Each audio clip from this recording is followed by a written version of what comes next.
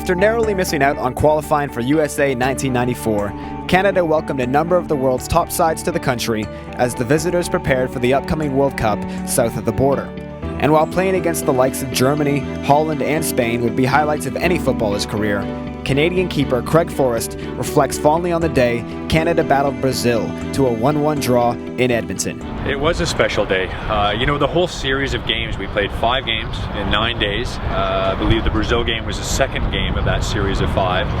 And going into the Commonwealth Stadium and hearing that the crowd was going to be fairly large, we had no expectation about how big it would be, but the support was amazing. And I'm sure the fans at that particular day, the Canadian fans, were coming out to obviously support Canada, but also look at the world's best team in Brazil coming to Edmonton, which was a special occasion for everybody.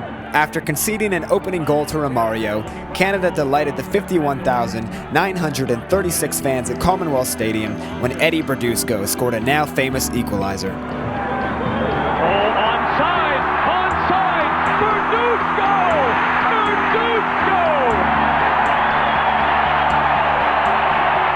All of a sudden just opened up and he had run through and he was on Taffarel one-on-one, a great Brazilian goalkeeper, and just wondered if he had the coolness and the confidence to be able to finish it off. And when it hit the back of the net, to see 50,000 people at the Commonwealth Stadium go absolutely crazy, it was a special moment, one of the best that I can remember.